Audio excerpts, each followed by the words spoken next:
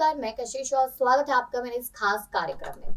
आज के इस कार्यक्रम में हम बात करें राजा भैया को लेकर। अगर देखा जाए यहाँ पर तो राजा भैया को लेकर तमाम तरीके की जानकारियां लगातार सुर्खियों में है, क्योंकि यूपी के नगर निकाय चुनाव है। महज कुछ ही दिन बाकी है यूपी के नगर निकाय चुनाव होने में, और उसमें हर एक नेता दूसरे नेता के खिलाफ जमकर नारेबाजी करता हुआ नजर आ रहा है। सपा कार्यकर्ताओं की बात कर ली जाए, बसपा की कर ली जाए या फिर यहाँ बीजेपी की कर ली जाए, लेकिन अब छोटे दल भी पूरी तरीके से मैदान में उतर आए हैं। पल्लवी पटेल ने अपने सारे प्रत्याशी को खड़ा किया है, वहां पर जयंत चौधरी ने भी दाव लगा दिया और इधर राजा भैया भी।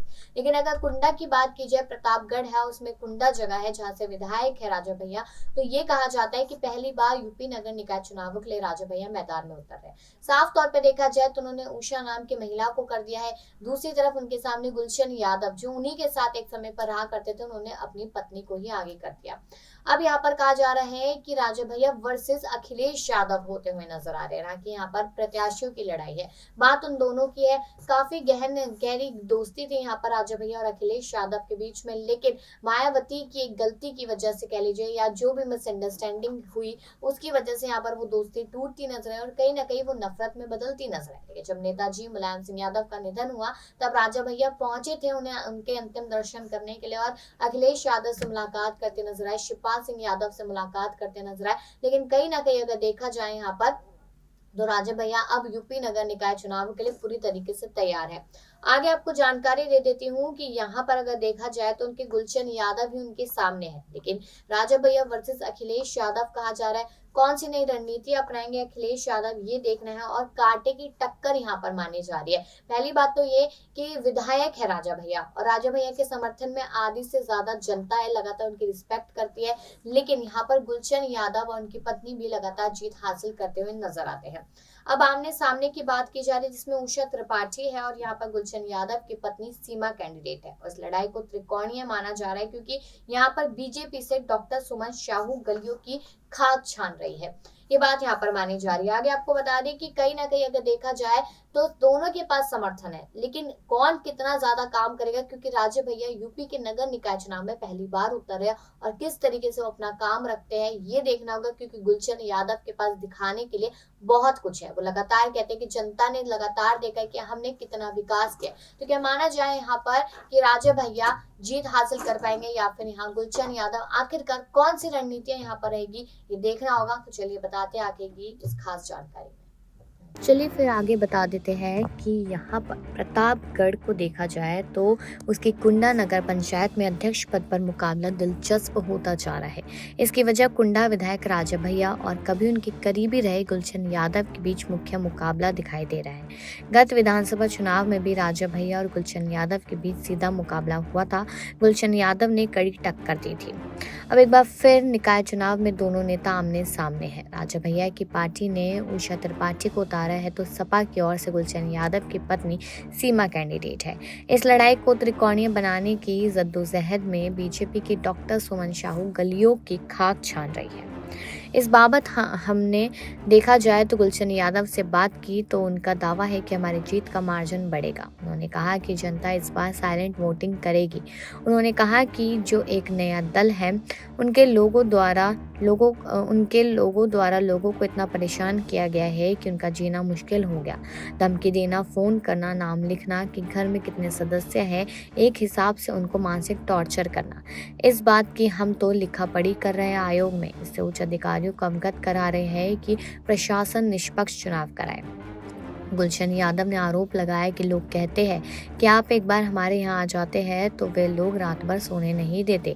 एक जाते एक आते हैं, दबाव बनाते हैं कि 4 तारीख के बाद देख लेंगे।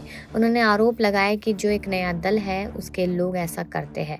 लोकल प्रशासन उनकी मदद करते हैं। देखिए, जनता का आशीर्वाद मेरे साथ है, पहली बात। दूसरी बात ये कि अधिकारियों से लिखा पढ़ी करके सहयोग की अपेक्षा करते हैं। उन्होंने निष्पक्ष चुनाव कराने जाने की मांग भी की। गुलशन यादव ने राजा भैया द्वारा विकास के मामले पर कहा कि विधायक जी 4 बार मंत्री रह चुके हैं। उनके पास एमएलसी, सांसद, जिला पंचायत अध्यक्ष पहले भी थे, अब भी है। इसके बाद भी बाईपास नहीं बना।